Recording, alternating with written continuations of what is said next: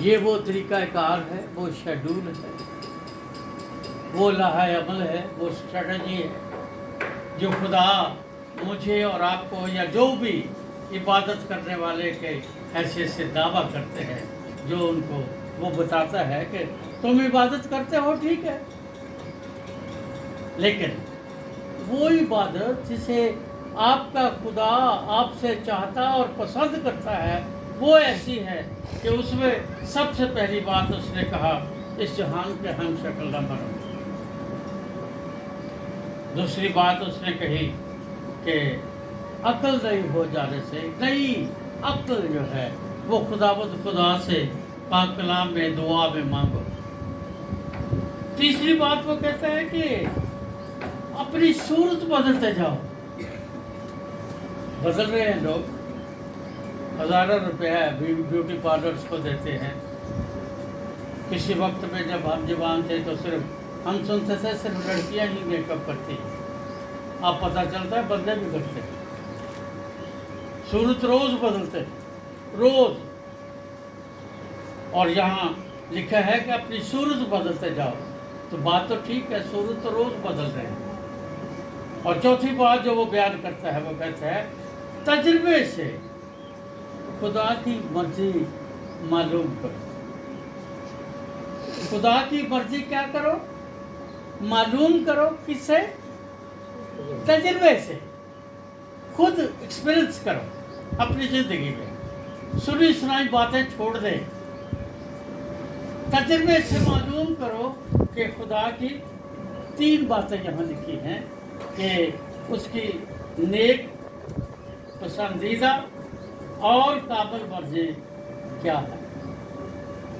اس لیے آج ہماری اس پاک کلام میں عبادت گزار ہونے کی حیثیت سے یا عبادت کی سیریز کا میں سمجھتا ہوں شاید آج تیسرا اور آخری مضمون ہے۔ ہم نے سیکھا تھا کہ عبادت کیا ہے۔ عبادت کے تعلق سے باعث 5واں باب اس کی پہلی آیت میں لکھا ہے جب تو خدا کے گھر میں جاتا ہے تو کیا کر، کیسے قدم رکھ؟ سنجیدگی سے قدم رکھ۔ اور آگے اس کی ریزن دی گئی ہے کہ کیوں سنجیدگی سے قدم رکھ۔ آگے لکھا ہے کیونکہ شنوا ہونے کے لیے جانا احمقوں کے ذبیحے گزارنے سے بہتر ہے، کیونکہ وہ نہیں جانتے کہ کیا کرتے ہیں۔ دیکھا دیکھی جو لوگ کرتے ہیں وہ بھی کرتے ہیں، وہ نہیں جانتے۔ یہ اس نے کہا کہ جب تو عبادت کرنے کے لیے، عبادت کرنے کی غرض سے گھر سے روانہ ہوتا ہے یا تیار ہوتا ہے، پہلی بات کیا کر؟ خدا کے گھر میں سنجیدگی سے قدم رکھ۔ اب جس کا ترجمہ سنجیدگی کیا گیا ہے، عبرانی کے اس لفظ کا ترجمہ، اصل ترجمہ یہ ہے قربانی کے ساتھ قدم رکھ، یعنی اپنے آپ کو قربان کر دے۔ کیا قربان کر دے؟ اپنی عقل کو، اپنی پسند کو، اپنی ناپسند کو، اپنے لذتوں کو، کیونکہ جب نظر کی قربانی کو ہم پڑھتے ہیں کہ نظر کی قربانی میں 5 چیزیں شامل ہیں، تو 5ویں چیز اس میں شہد شامل ہے۔ اور شہد جو ہے وہ بائبل مقدس میں ہمیشہ یاد رہے دنیاوی یا انسانی لذتوں کو پیش کرتا ہے۔ اور میں نے پہلے بھی آپ کو بتایا تھا کہ موسٹ آف دا ٹائم لوگ جو ہیں خدا کے گھر میں لذتیں ڈھونڈتے ہیں۔ کوال ٹھیک نہیں تھی، طبلہ نہیں صحیح بجا، آج دعا ٹھیک نہیں تھی، میسج ٹھیک نہیں تھا۔ جب ان کے اپنے زخموں پر نمک لگتا ہے تو کہتے نہیں پادری سے سانو الگ الگ کر دو۔ وہ لذتیں ڈھونڈتے ہیں، اس لیے خداوند کا بندہ کہتا ہے کہ سنجیدگی سے اپنے آپ کو کیا کر؟ قربان کر دے اور پھر عبادت کر۔ اور قربانی میں ہماری عقل، ہمارے جذبات، ہماری مرضی، ہمارے ارادے، ہماری لذتیں، ہمارا لائف سٹائل، یہ سب شامل ہے۔ ہم کس لائف سٹائل سے عبادت کرتے ہیں یہ ہمارا طریقہ کار ہے، لیکن آج جو حوالہ میں نے آپ کے سامنے رکھا ہے اس کا طریقہ کار، وہ خدا نے عبادت کا طریقہ کار عبادت گزاروں کو یعنی مجھے اور آپ کو، جن کی عدالت کا وہ حکم دیتا ہے یوحنا کو، کہتا ہے کہ ان کو بتاؤ کہ ان کی عدالت ہو رہی ہے، اگر انہوں نے میری عبادت کرنی ہے تو پھر طریقہ یہ ہے جو انہوں نے خود اپنا رکھا ہے، ٹھیک ہے، باپ دادا سے باتیں چلی آتی ہیں، ہم تو یہ صدیوں سے ایسا کر رہے ہیں۔ میرے ابا جی 89 میں ان کی ڈیتھ ہو گئی تو خداوند نے ان کو اس دنیا سے بلا لیا۔ وہ خدا کے خادم تھے، پاسبان تھے، سیمنری ٹرینڈ تھے اور پڑھے لکھے آدمی تھے۔ تو جنازے کے بعد ہم بیٹھے ہوئے تھے تو وہ جو میرے سو کارڈ رشتے دار، چاچے صاحب، ماسیاں، پھوپھیاں، جو ہوتے ہیں آپ کو بھی ہوتا ہے، وہ میرے ارد گرد اکٹھے ہو گئے۔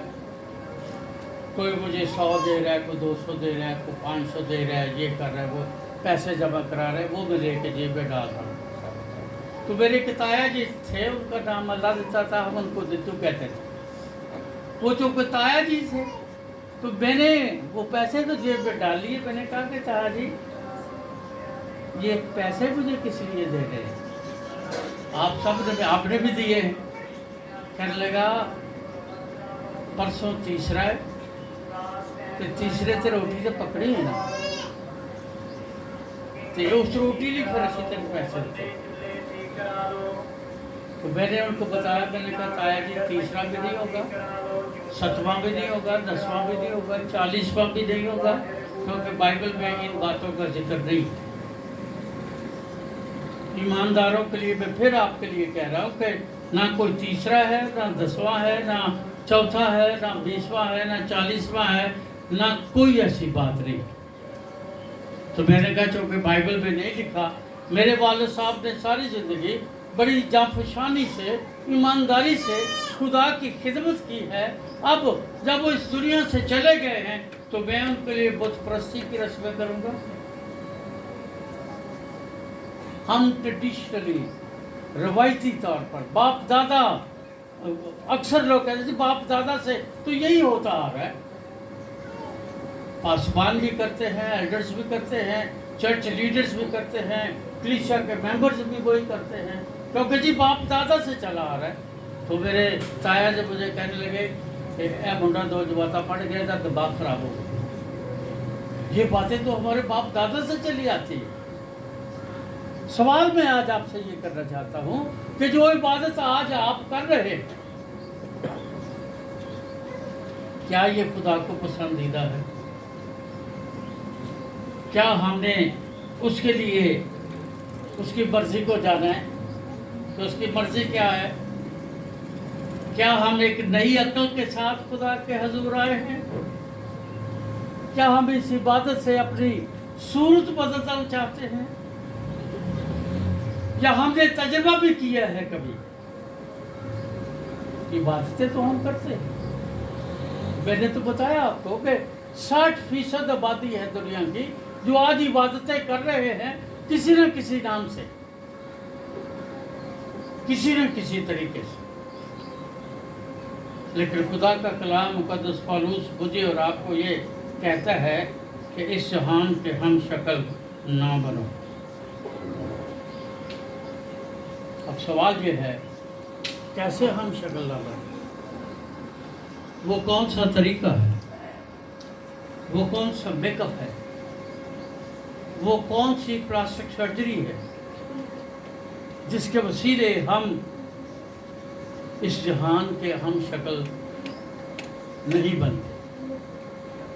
جب ہم خدا کے کلام کا مطالعہ کرتے ہیں تو وہاں جو لکھا گیا ہے وہ یہ ہے، مقدس یوحنا کا پہلا خط، اس کا 2 باب اور اس کی 15ویں 16ویں 17ویں آیت اگر آپ پڑھ کر دیکھیں تو وہاں لکھا ہے، پہلی بات، نہ دنیا سے محبت رکھو، نہ ان چیزوں سے جو دنیا میں ہے۔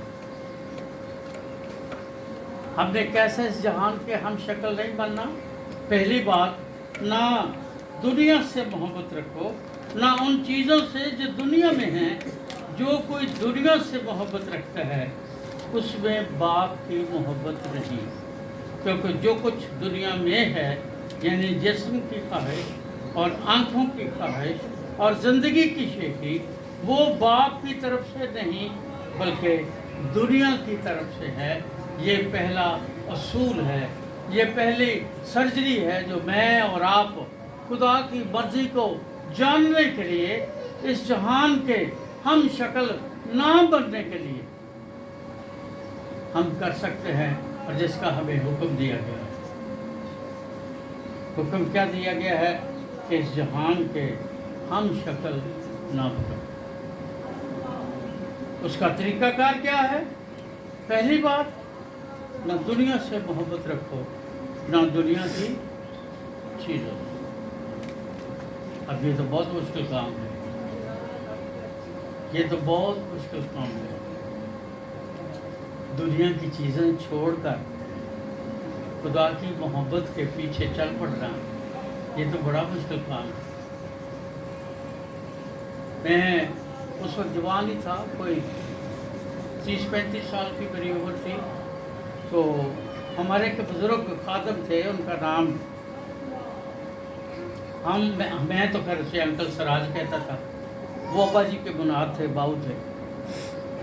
ان کا جو گاؤں تھا نا جہاں وہ خدمت کرتے تھے، وہ شرکپور والی سائڈ پہ کوئی گاؤں تھا، جو جب اس گاؤں میں داخل ہونے سے پہلے، یہ آج سے 40-50 سال پہلے کی بات ہے، یا کہہ لیں 30-35 سال پہلے کی بات ہے. تو وہ ایک روئی نالا وہاں سے گزرتا تھا. اس میں اتنا زیادہ پانی تو نہیں تھا، لیکن جب ہم وہاں پر پہنچے تو میرے ان سے کہا، میں نے کہا انکل جی، کہنے لگے ہاں اس میں سے گزرا، تھوڑا سا پانی ہے، کوئی فرق نہیں پڑتا، کچھ نہیں ہوتا. میں نے کہا جی اچھا. سائیکل پر تھا، میں ان کے ساتھ پیچھے بیٹھا ہوا. تو جب ہم وہ گزر کر یہاں سے وہاں گئے، تھوڑا سا ہی تھا، کوئی اتنا زیادہ نہیں تھا، میں بھی آدھا فرلانگ پونا فرلانگ ہوگا وہ روئی نالا. تو جب میں اس سائڈ پر پہنچا تو میرے 2 جوکیں اسی ٹانگ پر لگی ہوئی تھی، اور 2 جوکیں پیراسائٹس کا جوکیں جو ہوتی ہیں، وہ 2 پیراسائٹس اس ٹانگ پر تھی اور 2 پیراسائٹس اس ٹانگ پر تھی. اب جنگل کے میں جوکیں اگر لگ جائیں اور ان کو اتارنا اٹ سیلف ایک بہت بڑا ٹاسک ہے، کیونکہ وہ آرام سے نہیں اترتی. بہرحال وہ انکل جی نے اتاری. ہم چرچ گئے، وہاں میں نے نکاح کرنا تھا کیونکہ ان کے پاس لائسنس نہیں تھا. میرے پاس جو لائسنس تھا آج بھی ہے، وہ پورے پنجاب کا ہے. تو میں واپس جب ہم آ رہے تھے تو میں نے پوچھا، میں نے کہا انکل جی دوبارہ کہاں سے جانا؟ کہنے لگے اتوں اسی ندی نالے سے. میں نے کہا اچھا. تو میرے دل میں آیا کہ اسے تو وہ تو لوگ 500 روپیہ دے کے نا نکاح دی فیس سمجھ رہی پادری کو حکم میں جا چھڑے. کہ اسے تو بہتر تھا کہ میں نہ آتا. دل میں کہا، ان سے نہیں کہا. پھر ہم گزرے گھر وہاں سے، جیسے بھی گزرا وہ بات کی بات ہے. بس پہ بیٹھ کے میں گھر آیا. میں نے ابا جی سے کہا، میں نے کہا ابا جی آپ نے مجھے کہاں بھیج دیا تھا؟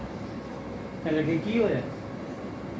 میں کہا وہاں وہ مجھے 4 جوکیں لگ گئی تھی، 4 پیراسائٹس مجھے لگے تھے. کہنے پھر کیا ہوا؟ تو اس میں کون سی برائی کی بات ہے؟ اس میں کوئی برائی نہیں ہے. تم خدمت کے لیے گئے تھے، اور خدمت میں تو جوکیں لگی ہے نا، کیل تو نہیں لگے تجھے.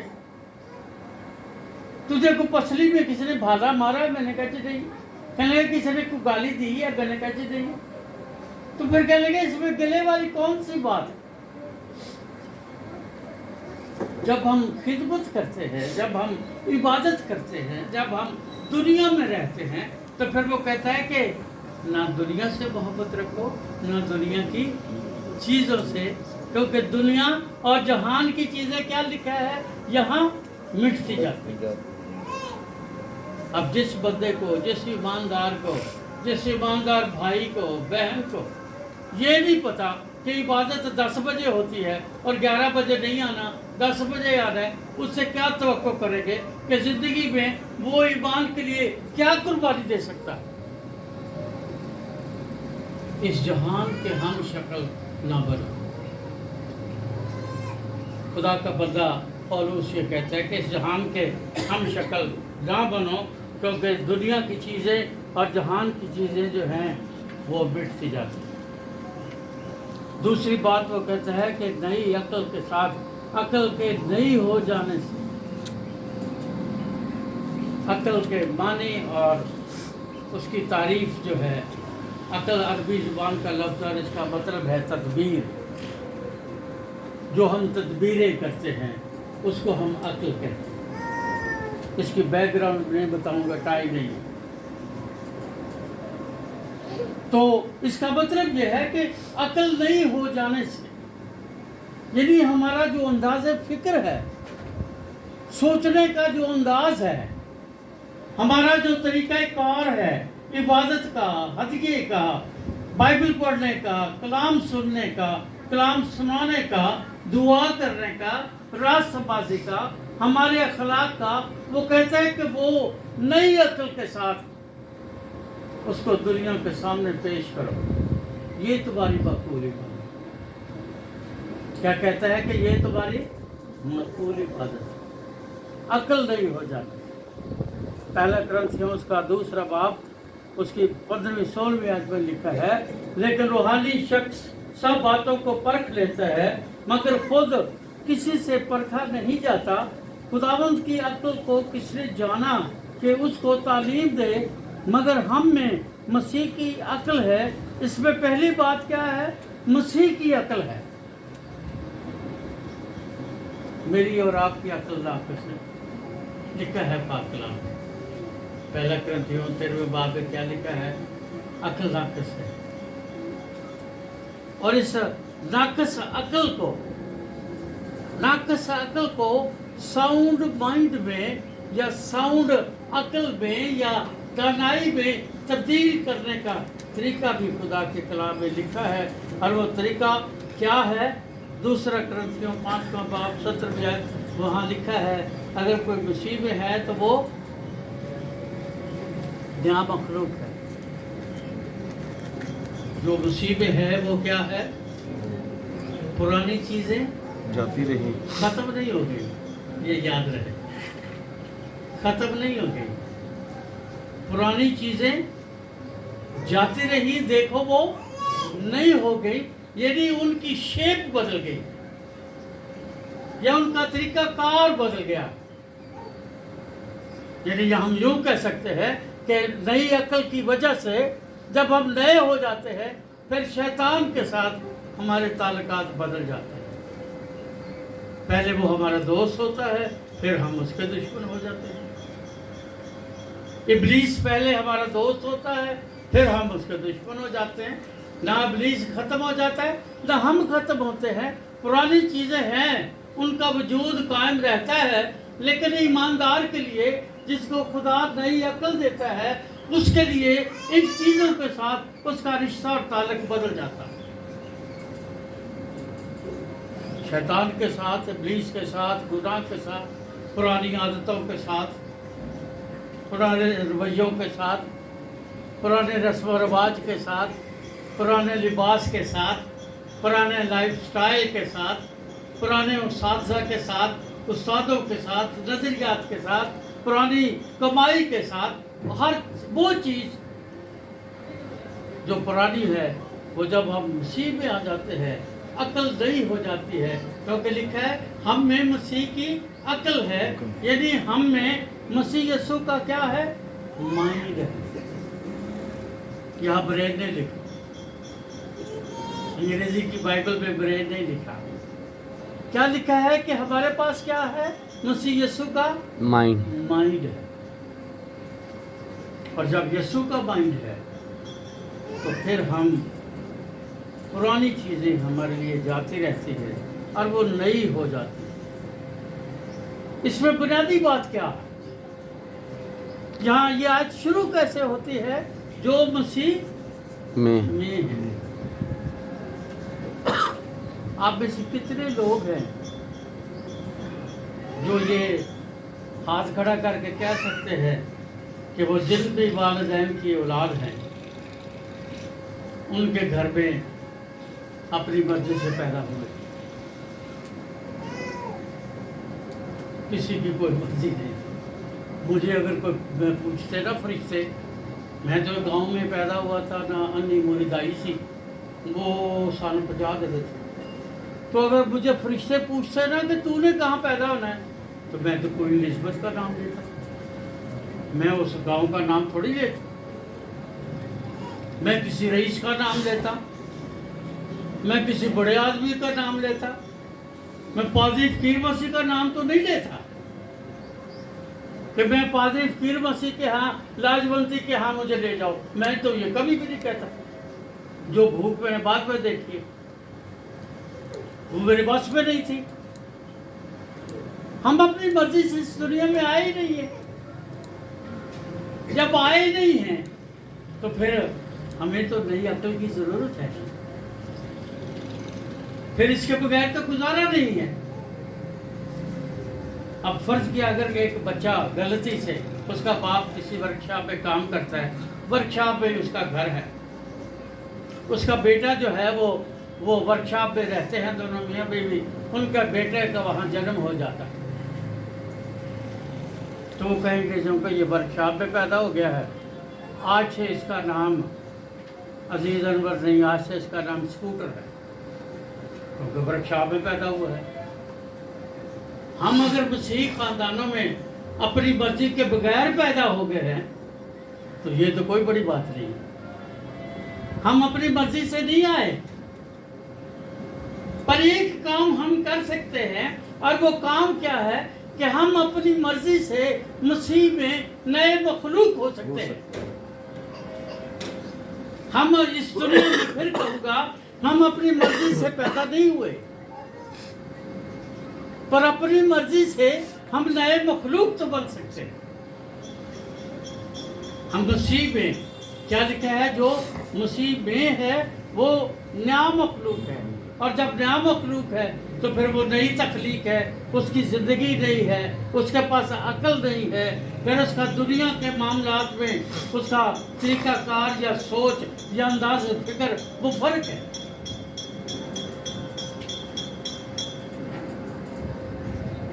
میں جب خادم بنا، میں نے خدمت کا آغاز کیا تو میں تقریباً کوئی، میری عمر 26-27 سال تھی، تو میرے ابا جی نے مجھے چند باتیں خدمت کے تعلق سے سکھائیں۔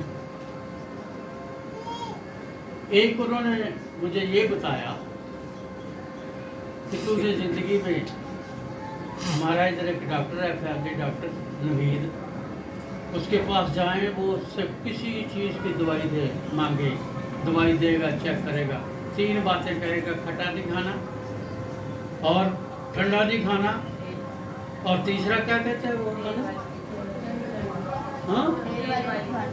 ہاں چکنی چیزیں نہیں کھانی، کھٹی نہیں کھانی اور ٹھنڈا نہیں۔ یہ 3 باتیں اگر اس کے پاس 1000 مریض آئے گا، 1000 کو کہے گا۔ میرے ابا جی نے کہا، دیکھو بیٹا، تم خدمت میں آگے ہو، تم انجیل سنانے کی خدمت، اس بیڑے کو تو نے اٹھا لیا ہے، اس جوے کو تو نے اٹھا لیا ہے، اس لیے اس بدن کا تو اس سے حساب لیا جائے گا، اس لیے اس بدن کو برباد نہیں کرنا۔ میں نے کہا جی کیسے؟ کہنے لگے آج کے بعد تو نے کولڈ ڈرنک نہیں پینی، کیونکہ کولڈ ڈرنک انسان کے گلے اور اس کے ٹیشوز کو برباد کرتی ہے۔ انہوں نے ایک فہرست مجھے بتائی کہ یہ ڈاکٹر نوید کی طرح میرے ابا جی نے بتایا کہ یہ نہیں کرنا، یہ نہیں کرنا، اور آج میری عمر گزر گئی ہے، میں وہی کام کرتا ہوں جس سے میرا بدن برباد نہیں ہو، جس سے میرا گلا خراب نہ ہو، کیونکہ مجھے کلام سنانا ہے، کیونکہ مجھے دعا کرنا ہے، کیونکہ مجھے خدا کے حضور جھکنا ہے۔ یہ چھوٹی چھوٹی باتیں، یہ کو میں بڑا تیر نہیں مار رہا، لیکن میں آپ کو صرف یہ بتانا چاہتا ہوں کہ جو چھوٹے کام نہیں نہ کر سکتا، اب جو تھوڑے میں دیانتدار رہے گا क्या लिखा है, उसे बड़ी चीजों का मुख्तार बनाया जाएगा। अगर मैं कोट लेके नहीं छोड़ सकता तो खुदावंद के लिए और क्या कर सकता हूँ। मेरी साल की पोतरी हो अपना पैप्सी बेचने में कपड़ी हो जाती है। दुनिया के हम शक्ल हो। फिर क्या लिखा है, मसीह में, मसीह के पीछे नहीं लिखा। हम सारी जिंदगी 200 साल की उम्र हो जाए मसीह के पीछे चलते हैं, और गीत भी यही कहते हैं, पीछे मसीह के चलते रहते हैं। अच्छी बात है, मैं ये नहीं कहता ये बुरी बात है। हम मसीह के पीछे चलते हैं। बच्चे जब छोटे होते हैं ना, वो हमारी उंगली पकड़ते हैं, हमारे साथ साथ भागते हैं। थोड़ा सा बड़ा हो जाते हैं, फिर हमारे पीछे पीछे भागते हैं, ये हमारे आगे आगे भागते हैं। अब पादरी साहब ना मेरे आगे चलते हैं ना पीछे चलते हैं, मेरा हाथ पकड़ के चलते हैं। जब हम मसीह में बालग हो जाते हैं, जब हम ईमानदार हो जाते हैं, तो फिर हम मसीह के पीछे चलने की बजाय हम उसमें चलते हैं। और उसमें कैसे चलते हैं, उसका एक ही पैमाना है, एक ही मीटर है। और वो पैमाना और वो मीटर ये है कि लोग हमें देखें और कहें कि बिल्कुल ये अपनी माँ और अपने बाप की आदतें और शक्ल और सूरत और रवैया और किरदार रखता है, क्योंकि वो उनका तुख़्म हम में है। और खुदा का कलाम का तुख़्म अगर हम में है तो फिर हम मसीह में हैं। फिर हम मसीह के पीछे नहीं चलते, न साइड बाय साइड चलते।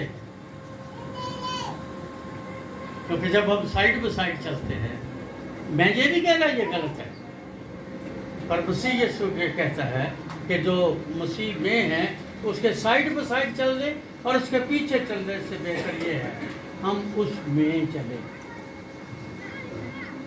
वो क्या कहता है वो करें, उसकी मर्जी क्या है वो करे, उसका इरादा क्या है वो करे।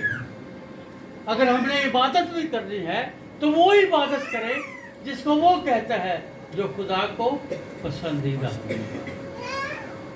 हम अपनी पसंद की बात करते हैं, पसंद का पादरी चाहिए, पसंद का मैसेज चाहिए, पसंद का गीत चाहिए, पसंद इबादत भी लोग मज़े लपते। मज़ा नहीं आया, जब इबादत ठीक नहीं हुई, आज बड़ा मज़ा आया, इबादत बड़ी अच्छी। वो मज़ा इधर है। इनफैक्ट इबादत में मज़े नहीं होते, इबादत में सजदे होते हैं। इबादत में खुदावंद के हम शक्ल बनना है। हमें वो इबादत करनी है जो खुदा को पसंद है, हमें वो इबादत नहीं करनी जो हमें पसंद है। और जब हम उसके मुताबिक इबादत करते हैं तो फिर हम जानते हैं कि हम मसीह में हैं। बाकी बातें जो है कि हम खुदा की मर्ज़ी को तजर्बे से और आगे जो सारी बातें हैं वो नेक्स्ट कभी खुदा ज़िंदगी मुझे देगा तो हम सीखेंगे। लेकिन इबादत करने का तरीका वो नहीं जो आप करते हैं। इबादत करने का तरीका वो है जो खुदावंद आपसे चाहता है। अगर खुदावंद की मर्जी के मुताबिक हम इबादत करते हैं तो हम बाबरकत हैं, फिर इबादतें कबूल होती हैं। और अगर हम अपनी मर्जी से करते हैं तो ठीक है, कोई आपको मना नहीं करेगा, कोई आपकी रुकावट नहीं बनेगा। और बेबरकत इबादत का फ़ायदा क्या है? जिस इबादत से हमें बरकत ही नहीं मिलती, उस इबादत का फ़ायदा क्या है? उस इबादत का फ़ायदा तब है जब हम मसीह में हैं और मसीह मुझ में और आप में हैं। और इबादत गुजार इबादत करते हैं उसकी मर्ज़ी के मुताबिक, अपनी मर्ज़ी के मुताबिक नहीं। आइए अपने सर झुकाएं और दुआ करें।